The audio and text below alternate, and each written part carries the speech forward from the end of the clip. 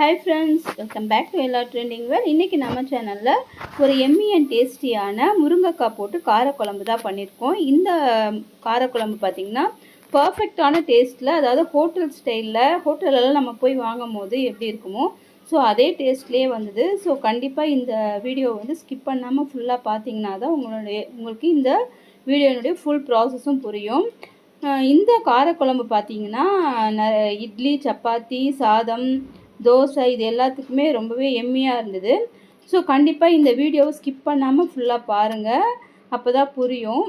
So இதில் வந்து நான் இப்போ முருங்கைக்காய் போட்டு இந்த காரக்குழம்பு செஞ்சுருக்கேன்.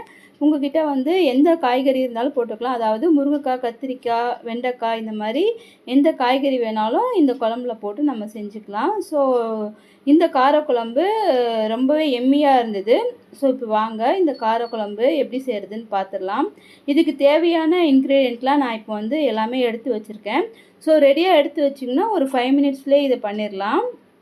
இப்போ பாருங்கள், நான் என்னென்ன எடுத்து வச்சுருக்கேன்னு வந்து டிஸ்பிளே பண்ணியிருக்கேன்.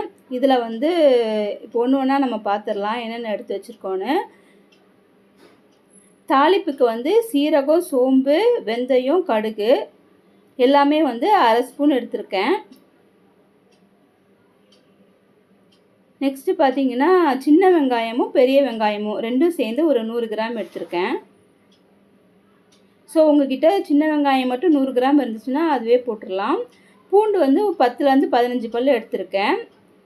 தனியாத்தூள் வந்து ஒரு 2 டேபிள் ஸ்பூன், மிளகாய்த்தூள் வந்து 1 ஸ்பூன், குழம்பு மிளகாய்த்தூள் 1 ஸ்பூன் எடுத்திருக்கேன். ஸோ இதில் வந்து தனியா வந்து நம்ம எக்ஸ்ட்ராவாக சேர்த்துக்கணும்.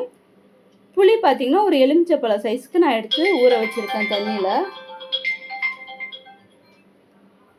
தக்காளி ஒரு பழுத்த தக்காளியை மிக்சியில் நல்லா அரைச்சி எடுத்திருக்கேன். காய்கறி வந்து 2 முருங்கைக்காயை நான் இப்போது இந்த மாதிரி கட் பண்ணி எடுத்து வச்சுருக்கேன்.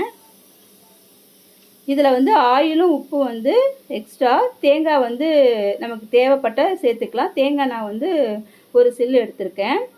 தாளிப்புக்கு எண்ணெய் ஒரு குழிக்கரண்டி எடுத்திருக்கேன், உப்பு எடுத்திருக்கேன். இவ்வளோதான் ஃப்ரெண்ட்ஸ். இப்போ வாங்க நம்ம எப்படி தாளிக்கிறதுன்னு பார்த்துடலாம். இப்போ நான் வந்து ஒரு மண்சட்டி வச்சுருக்கேன். மண்சட்டியில் காரக்குழம்பு பண்ணும்போது ரொம்பவே டேஸ்டியாக இருக்கும். இதில் வந்து நான் இப்போது ஒரு குழிக்கரண்டி நல்லெண்ணெய் சேர்த்துருக்கேன். இந்த மண்சட்டி நான் ஆல்ரெடி வந்து நல்லா பழகி வச்சுருக்கேன். நான் ஆல்ரெடி யூஸ் பண்ணுற மண்சட்டி தான். ஸோ மண்சட்டி பழகிறது கஷ்டம் கிடையாது, ஈஸி தான்.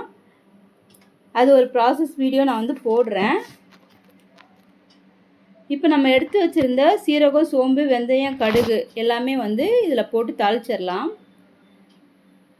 இதெல்லாம் பொரியிற வரைக்கும் நம்ம வந்து வெயிட் பண்ணுவோம். இதில் மெயினான ஒரு இன்க்ரீடியன்ட் பார்த்திங்கன்னா இந்த வெந்தயமும் பூண்டும் தான் இந்த காரக்குழம்புக்கு டேஸ்ட்டை வந்து நல்லா எடுத்து கொடுக்கும். ஸோ கண்டிப்பாக வந்து பூண்டு வந்து சேர்த்துக்கோங்க.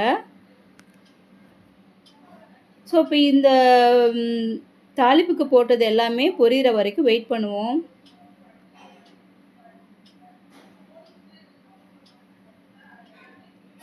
இப்போ பாருங்கள், நல்லா பொரிஞ்சு வந்துருச்சு.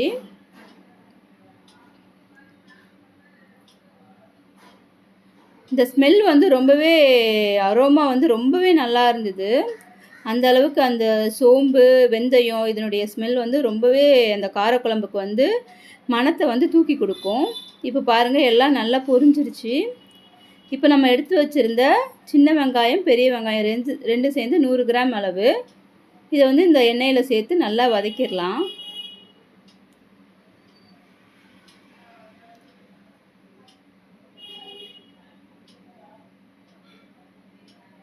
நல்லா வதக்கி விட்டுக்கோங்க.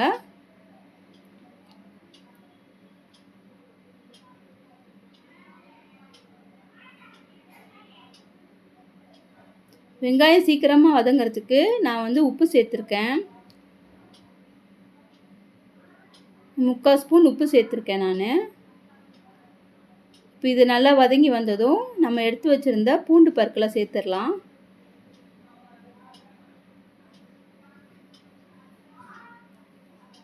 இந்த பூண்டு வெங்காயமும் நல்லா வதங்கி வரணும். ஸோ அது வரைக்கும் நம்ம வெயிட் பண்ணலாம்.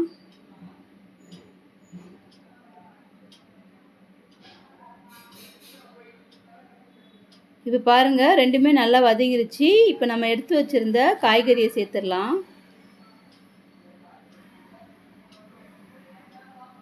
ஸ்டார்டிங்லேயே வந்து நம்ம காய்கறி சேர்த்துடணும். ஸோ அப்போ தான் வந்து காய்கறி நல்லா வதங்கி வரும். ஸோ நம்ம புளித்தண்ணி சேர்த்துட்டு காய்கறி சேர்த்தோம்னா காய்கறி வேகாது. இப்போ காய்கறி ஒரு 50% வெந்துருச்சு.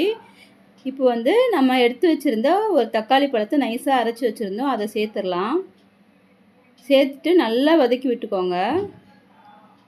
இந்த காய்கறி நல்லா வெந்த பிறகு தான் நம்ம வந்து ஒரு 80% குக் பண்ண பிறகு தான் நம்ம புளித்தண்ணி சேர்க்கணும்.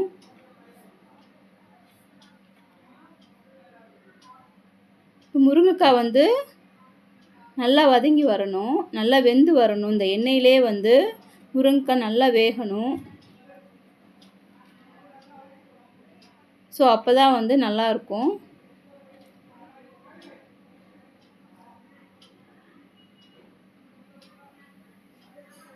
இப்போ நம்ம வந்து எடுத்து வச்சுருந்த புளித்தண்ணியை சேர்த்துடலாம்.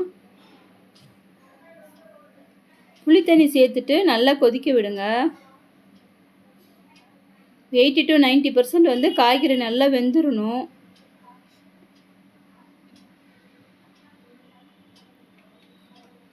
இந்த டைமில் நம்ம வந்து மசாலா பொருள்லாம் ஆட் பண்ணிக்கலாம். நான் மசாலா பொருள் ஆட் பண்ண கிளிப்பிங் வந்து மிஸ் ஆகிடுச்சு.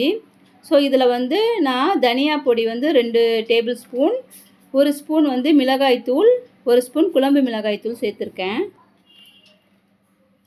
ஸோ இந்த மசாலா பொருளை நல்லா கொதித்து வரணும். நல்லா கொதித்து வந்த உடனே எண்ணெய் கொதி வந்து மேலே வரும், எண்ணெய் பிரிஞ்சு வரும் மேலே. ஸோ இப்போ பாருங்கள் நல்லா கொதித்து எண்ணெயெல்லாம் பிரிஞ்சு மேலே வந்திருக்கு.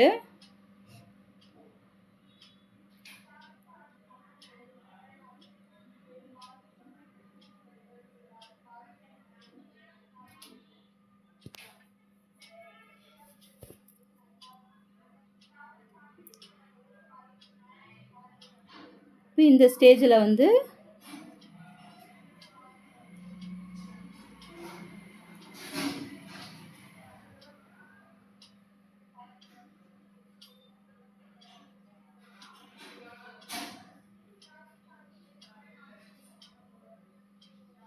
ஃபைனலாக நம்ம எடுத்து வச்சுருந்த தேங்காய் பாலை வந்து இறக்கிறதுக்கு ஒரு 5 நிமிஷத்துக்கு முன்னாடி சேர்க்கணும்.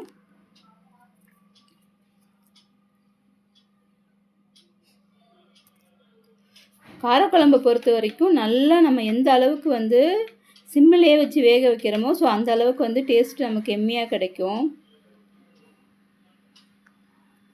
ஸோ இன்னுமே நான் வந்து சிம்மிலே தான் போட்டிருக்கேன்.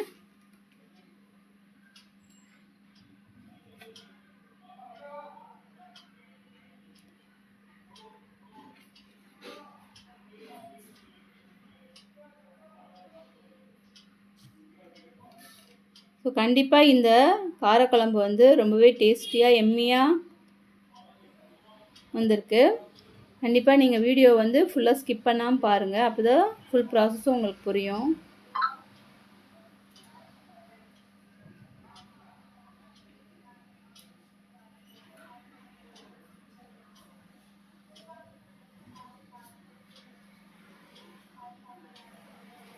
இப்போ பாருங்கள் எண்ணெயெல்லாம் பிரிஞ்சு மேலே வந்துச்சு. இந்த ஸ்டேஜில் தேங்காயை சேர்த்துடலாம்.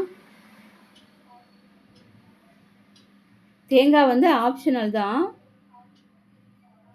ஸோ தேங்காய் சேர்த்திங்கன்னா வந்து உங்களுக்கு குவான்டிட்டி கொஞ்சம் அதிகமாக கிடைக்கும்.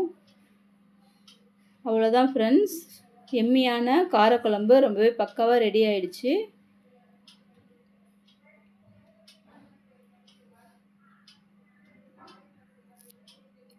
இது வந்து ஒரு 5 நிமிஷம் இந்த தேங்காய் ஊற்றின பிறகு வேக வச்சா போதும். அவ்வளோதான். ஸோ ரொம்ப எம்மி அண்ட் டேஸ்டியான காரக்குழம்பு ரெடி ஆகிடுச்சு. கடைசியாக மல்லி இலை தூவி இறக்கிடலாம்.